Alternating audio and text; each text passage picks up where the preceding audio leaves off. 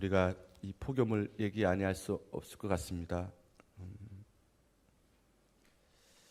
기사를 보니까 앞으로 이 폭염은 계속 되어질 것처럼 말을들 하고 있더라고요. 불안하지 아니할 수 없습니다. 모든 사람들이 이구동성으로 하는 말들이 뭐냐면 우리의 살고 있는 시대는 불안한 시대다라고 진단하고 있습니다.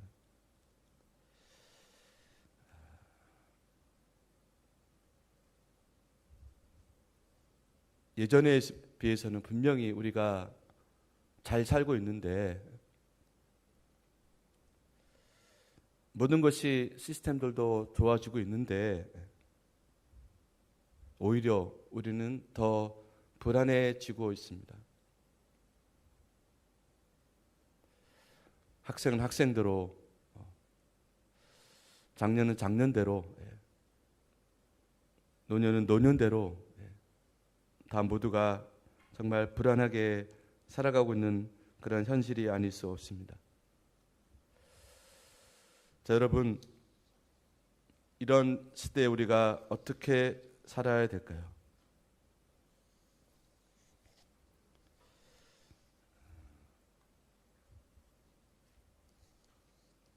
돈을 많이 가진다고 해서 우리가 안전할 수는 없을 겁니다.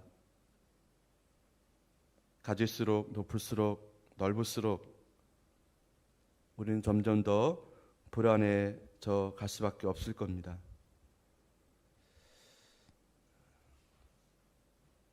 세상에서 말하는 이런 그 안전을 지켜준다는 그런 그 호언장담들이 있습니다. 정치하는 사람들이 말을 하고 또 그런 시스템들이 우리를 지켜줄 거라고 생각을 하지만 그런 것들을 믿을 만한 것이 못 된다는 것을 우리가 알기를 원하고 깨닫기를 원합니다. 지나간 그 역사에 있었던 한 이야기는 하지만은 우리가 만든 그 안전한 그 모든 것들이 얼마나 허무한 것인지 한 좋은 예가 있습니다. 여러분, 우리가 마지노선이라는 얘기를 가끔 쓰게 되는데요. 저는 이게 한국말인 줄 알았습니다. 알고 보니까 이 마지라는 것은 사람의 이름이었었고 또 그것이 무엇인지 알게 되었는데요. 1차 세계대전 직후에 독일에게 엄청난 피해를 입은 프랑스가 그 독일의 침공을 막기 위해서 도보 해협 벨기에 국경부터 독일을 지나서 스위스 국경 지역까지 한번 지도를 한번 보여주시겠습니까? 약 750km 정도 이르는 대대적인 국경 방어선을 이렇게 여러분 지도 보신 대로 이렇게 방어선을 만들었습니다. 1927년부터 36년까지 10년 동안 이 방어선을 이제 세웠고 그것을 마지노선이라고 불렀습니다.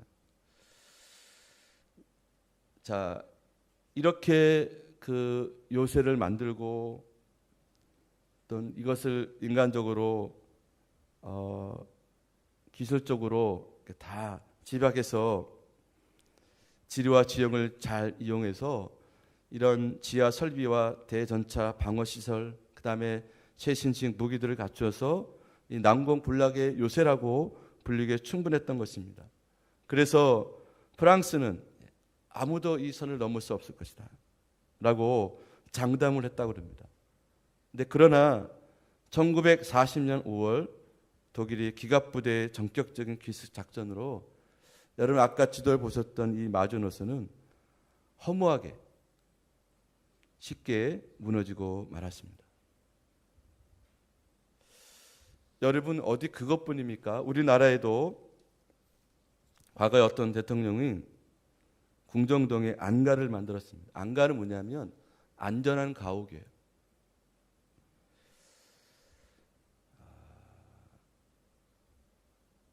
바로 그 자리에서 대통령이 시해가 됐습니다. 그죠? 안가에서 대통령이 가장 안전하다고 믿고 확신했던 그 자리에서 대통령은 시해됐습니다.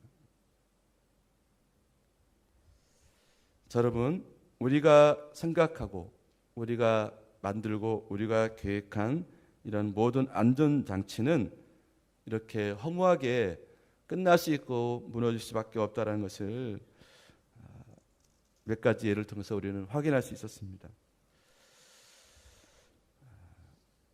자, 오늘 이 본문 말씀 시편 46편은 고라라는 그런 이스라엘 사람이 후손인 그 몇 사람들에 의해서 쓰여진 시편으로 알려져 있습니다. 이 시편은 46편은 국가가 극한 어려움에 빠져 있을 때 그리고 그 위험을 도저히 사람들의 자신의 힘으로 극복할 수 없었을 때 하나님의 도우심으로 적을 물리친 그런 체험한 사람들이 부른 그런 노래가 바로 시편 46편입니다. 자, 오늘 이 말씀을 자세히 좀 들여다보시게 되면요, 몇 가지로 간단하게 요약을 할 수 있겠습니다. 1절에 보시면 환난이라는 말이 있습니다. 이것을 좀 더 정확하게 번역을 하면 큰 환난 중에라는 말인데요. 그리고 이 환난이라는 말은 강탈하는 적이 가까이 다가왔을 때 느껴지는 공포심, 강렬한 내적인 혼란, 그리고 그것은 정말 인간이 느낄 수 없는 최고의 고통, 여인이 아이를 해산할 때 느끼는 그런 고통을 표현할 때 이 단어를 사용한다고 합니다. 따라서 현재 시인은 사방에서부터 조여오고 그리고 그 정도가 상상을 넘어서는 큰 어려움을 만나고 있다는 것을 알 수가 있습니다. 그리고 2절 3절 보시게 되면요, 그러므로 땅이 변하든지 상이 흔들려 바닷 가운데 빠지든지 바닷물이 솟아나고 뛰놀든지 그것이 넘침으로 산이 흔들릴지라도 우리는 두려워하지 아니하리로다. 자, 이것은 엄청난 자연재해를 말하는 것이 아니고요, 현재 시인의 삶의 현실, 즉 그를 둘러싸고 있는 환경뿐만 아니라 가정적으로나 또는 그의 내면적으로 모든 것이 혼란하고 무질서하고 불안한 두려움의 상황에 있다는 것을 말해주고 있는 것입니다.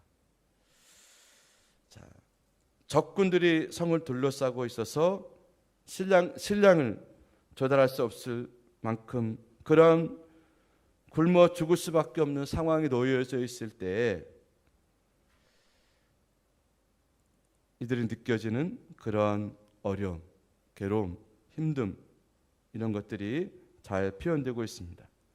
자, 그런데 이런 상황 속에서도 시인은 도리어 이렇게 고백을 하고 있습니다. 3절에 보니까 두려워 아니하리로다. 그 이유가 뭘까? 1절에 보면은 하나님이 피난처가 되신다. 7절에 보니까 하나님 우리와 함께 하신다라고 말씀해주고 있고요. 또 7절에서도 역시 하나님 우리의 피난처시기 때문이다라고 말하고 있습니다. 11절에서도 만군의 여호와께서 그의 백성과 함께 하시며 그들의 피난처가 되시기 때문이다. 이렇게 고백을 하고 있습니다. 자, 여기서 피난처라는 것은 적이나 어떤 위험이 미치지 못할 그런 안전한 곳을 말하고 있는 것입니다. 자, 이렇게 비슷한 말을 반복하는 이유가 뭘까 하는 것입니다. 우연히 이렇게 기록되었다기보다는 그만큼 그의 체험이 확실하다는 거예요.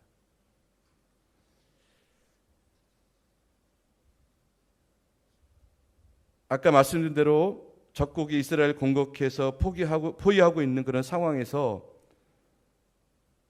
하나님이 그들을 지켜주시고 보호해 주셨던 그런 역사를 그들은 지금 확신하고 있다는 것입니다. 자, 여러분, 오늘 성경은 우리가 당하는 어려움의 크기보다 우리를 사랑하시는 하나님의 사랑과 그 하나님의 힘의 크기가 더 크다는 것을 지금 말씀하고 있는 것입니다. 바로 그 하나님의 사랑의 힘이 현재 우리가 겪고 있는 그런 어려움을 우리가 능히 극복할 수 있다라는 고백을 또한 우리가 할 수 있어야겠습니다. 그래서 시인은 아무리 큰 환난과 위험이 와도 두려워하지 않는다라고 말씀하고 있습니다. 나는 하나님 지키는 사람이다. 이런 확신을 가지고 있습니다. 자, 바라기는 오늘날 저와 여러분들이 살아가는 이 세대도 경우는 다르지만 여러 가지 우리를 위협하고 있는 것들이 많이 있습니다. 자, 그러나 분명히 우리가 고백하는 게 원하는 것은 하나님 우리와 함께 하시고 나를 지키신다는 그 믿음의 확신을 가지시기를 바랍니다. 자, 이렇게 하나님 믿고 의지할 때 어떤 일이 일어났는가 하는 것입니다. 하나님 분명 지금 그들이 당하는 위기를 넘어서게 한다는 사실입니다. 그러나 하나님은 지금 위기를 넘어서게 하는 것만으로 끝나지 않습니다. 오늘 4절 말씀 보게 되면요, 이렇게 고백을 합니다. 한 시내가 있어 나누어 흘러 하나님의 성 지존하신 이의 성소를 기쁘게 하도다 그랬습니다. 자, 이 말씀은 시냇물이 흘러서 그 주변 땅을 옥토로 만들듯이 하나님께서 자기를 믿는 백성들의 삶의 자리와 가정을 축복해서 번영을 이루어주겠다라고 말씀해주고 있습니다. 또 5절에 보게 되면 비슷한 표현이 나오게 됩니다. 하나님께서 그 성중에 계시면서 자기 백성의 삶의 자리, 삶의 터전을 지키시고 번창하게 하실 것이다라고 말씀해주고 있습니다. 그러면서 시의 위기는 5절부터 앞부분과 완전히 달라지게 됩니다. 조용한 듯 하나 헤아릴 수 없는 깊이를 가진 사랑의 표현이 나오기도 합니다. 9절 말씀처럼 아주 격정적인 사랑을 표현하게 됩니다. 활을 꺾고 창을 끊으며 시를 불사르시누다 이렇게 말씀해주고 있습니다. 그러고 나서 10절, 11절을 보게 되면요, 이 시의 결론이 나오게 됩니다. 뭐라고 고백하냐면요, 너희는 가만히 있어 내 하나님 됨을 알지어다 그랬습니다. 하나님께서 내 인생 앞에서, 문제 앞에서, 이 환난 앞에서, 어려움 앞에서 어떻게 이것을 해결해 나가시는지 하나님의 역사를 너희는 보게 될 것이다라고 이렇게 고백하고 있습니다. 자, 여러분, 우리가 이것을 보기를 원해요. 우리가 믿음으로 그분을 신뢰하고 믿고 확신했을 때 하나님께서 우리 인생과 삶 가운데, 이 세대 가운데 어떻게 역사하시는지를 우리가 보고 깨닫고 이것을 주님을 찬양할 수 있는 우리 모두가 다 되기를 원합니다. 사랑하는 성도 여러분, 하나님은 하나님의 백성이 어려움을 당했을 때 피난처가 되어주시는 분이십니다. 그 백성의 곁에 서서 그들의 힘이 되어서 의지할 수 있게 하시는 분임을 고백하고 있습니다.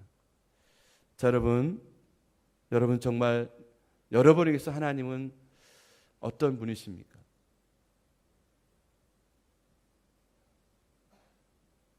자, 우리에게 환난을 당했을 때 도움이 되어주시는 그 하나님을 여러분 믿고 확신할 수 있기를 바랍니다. 오늘 시편에 보면 그 하나님 피난처이십니다라는 표현이 여러 번 나오게 되는데요. 구약 성경에서 보게 되면 피난처라는 단어가 26번이나 나오고 있다고 합니다. 자, 성경을 좀 찾아보면 이사야서 25장 4절 보게 되면요, 주는 포악한 자의 기세가 성벽을 치는 폭풍과 같을 때 가난한 자의 요새이시며 폭풍 중에 피난처이시며 폭양을 피하는 그늘이 되셨사오니. 그리고 이사야서 26장 3절 4절 보게 되면 주께서 심지가 견고한 자를 평강하도록 지키시리니 이는 그가 주를 신뢰함입니다. 너희는 여호와를 영원히 신뢰하라. 주 여호와는 영원한 반석이시미로다. 시편 18편 1절 2절에도 나의 힘이 되신 여호와여 내가 주를 사랑하나이다. 여호와는 나의 반석이시요 주는 나의 요새이시며 나를 건지시는 이시요 나의 하나님이시요 내가 그 안에 피할 바이시요 나의 방패시고 나의 구원의 뿌리시고 나의 산성이시다라고 고백을 하고 있습니다. 또 시편 32편 7절을 보게 되면 주는 나의 은신처이시오니 환난에서 나를 보호하시고 구원의 노래로 나를 두루시리다라고 이렇게 성경 여러 곳에 보게 되면 하나님이 피난처시다라고 이렇게 고백하는 말씀들이 여러 곳에 나오고 있습니다.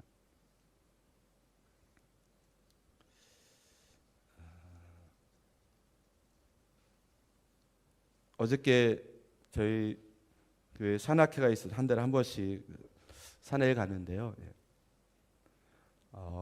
저희도 이제 계곡 쪽으로 가게 됐습니다. 많은 분들이 정말 인산인해를 이뤄요. 그 계곡에 발을 담그고 몸을 담그고 거기서 밥도 해 먹고 야영도 하고 이 더위를 피해서 피난처로 오신 분들이 참 많더라고요. 근데도 여러분 너무 더우니까 물이 전 들어가 보지 않았지만 물이 미지근하더라고요. 물도 많지도 않았고. 자, 그걸 이제 바라보면서 아무리 우리가 이렇게 좋은 장소를 가더라도 이런 세상의 것들은 피난처가 될 수 없겠구나 생각을 해보게 됐어요. 그래서 요즘 뭐 이렇게 냉장고가 잘 틀어져 있는 그런 도서관도 자리를 차지할 수 없을 정도로 많고 쇼핑센터도 많은 사람들이 가고 카페도 정말 그곳에서 더위를 식힌 분들이 참 많다고 그러는데요. 자, 여러분 정말 우리의 피난처는 어딜까? 몸만 시원해서 된다라고 생각하지 않더라고요. 우리가 정말 안전하고 행복하고 또 이렇게 우리가 느껴지는 그런 여러 가지 불안한 요소들은 환경적으로 해결되는 것이 아니라 우리의 마음부터 우리의 생각이 우리의 삶의 자리가 정말 느껴질 때에 우리가 진정한 그런 두려움도 또 여러 가지 어려움도 우리가 감당할 수 있다고 생각되어지는데요. 그런 관점이 봤을 때 정말 우리의 진정한 피난처는 에어컨이 잘 틀어져 있는 카페도 아니고 쇼핑센터도 아니고 그늘과 물이 있는 그런 자연도 아니고 하나님이 진정한 우리의 피난처시고 그분을 통해서 우리가 느껴지는 그런 안정감이 바로 우리가 가져야 할 가장 큰 소망이 아니겠는가 싶습니다. 가장 안전하고 확실한 피난처는 어디일까? 육신이 안전하다고 전부가 다 안전한 것이 아니다. 몸뿐만 아니라 마음도 정신까지 안전을 느낄 수 있어야 된다. 그리고 여러분만이 아니라 가족들과 자녀들까지 우리는 다 같이 안전해야 됩니다. 또한 그것은 이 땅의 일과 인간사와 전혀 별개로 떨어져 있는 어떤 특별한 장소도 아니라는 사실입니다. 이 땅에는 진정한 안식처는 없다라는 것입니다. 그러나 세상에 발을 딛고 살지만 인간사의 모든 일이 오고 갔지만 때로는 시련도 질병이나 사고도 생각하지 못했던 어려움이 일어났지만 그 가운데서도 안전을 느끼고 또 실제로 안전한 곳이어야 한다는 사실입니다. 오늘 저는 여러분에게 가장 안전하고 확실한 피난처를 소개하기 원합니다. 그것은 하나님 믿는 믿음의 자리라고 생각합니다. 거기서는 여러분의 영혼이 안식을 얻을 수 있습니다. 여러분의 육신도 쉼을 얻을 수 있습니다.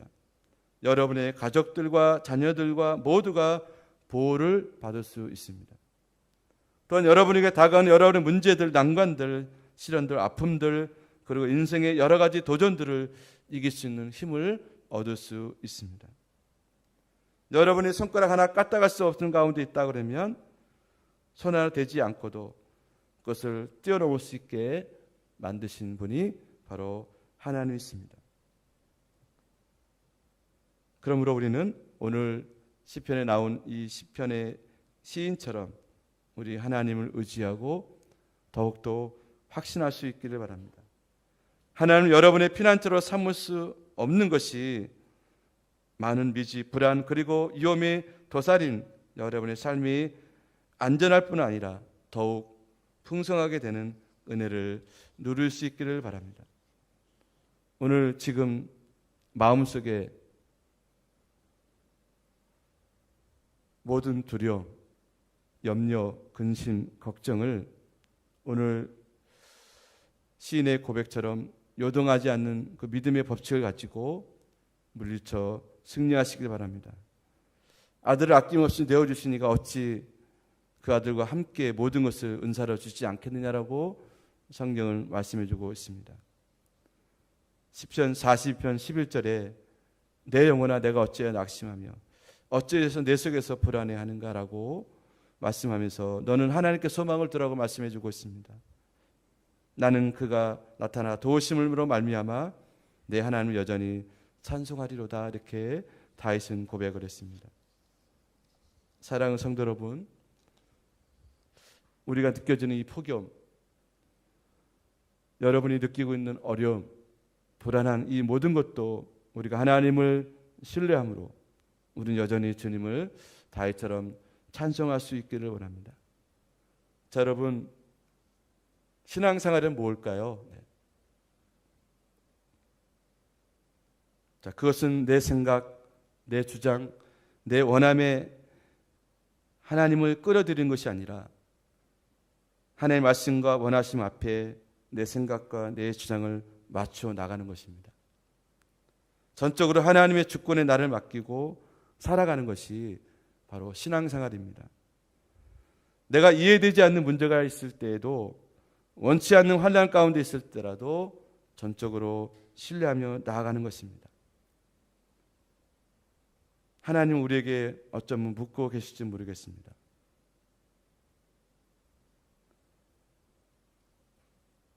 이런 폭염 가운데도 어려움과 고통의 자리에서도 나를 신뢰할 수 있겠느냐.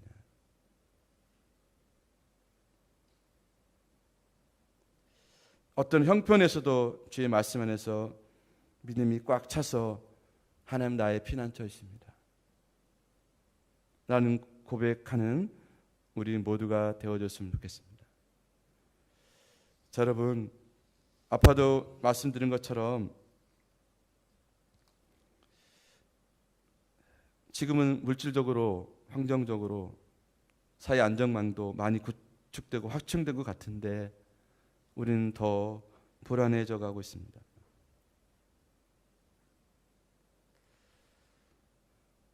자, 이런 문제의 본질을 우리가 잘 파악해야 되는데, 자, 우리를 불안하게 만드는 게 과연 무엇인가 정확하게 알아야 되겠습니다. 그것은 문제 자체가 아닙니다. 문제를 바라보는 태도, 즉 마음가짐이라고 생각합니다. 문제를 바라보면 더욱더 두려워하는 마음이 더 심각한 문제라고 생각되어집니다. 자, 우리 안에 말씀으로 채워졌으면 좋겠어요. 그 두려움, 불안함, 여러분의 염려를 밀어내고 이제 그 자리에 말씀으로 하나님을 세우고 그 믿음으로 우리 확정된 마음을 가지고 나갔으면 좋겠습니다. 하나님은 나의 피난처시다. 하나님은 나와 함께 하신다. 라는 믿음을 갖고 이 모든 어려움들을 우리가 극복해 나갈 수 있는 여러분 되시기를 주의 이름으로 간절히 축원함을 드리겠습니다. 아멘. 기도하겠습니다.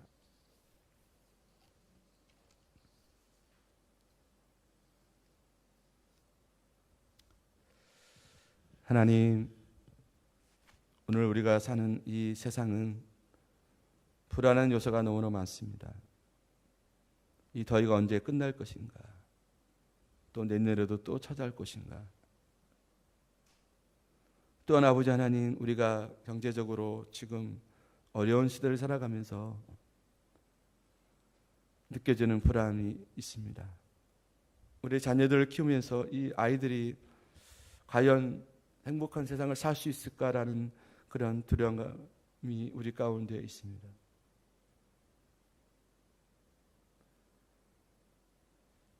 건강의 문제, 관계의 문제, 모든 것들이 우리를 흔들고 우리를 어렵게 만들지만 하나님, 그런 가운데 있을지라도 우리는 여전히 오늘 시인의 고백처럼 하나님은 나의 피난처시다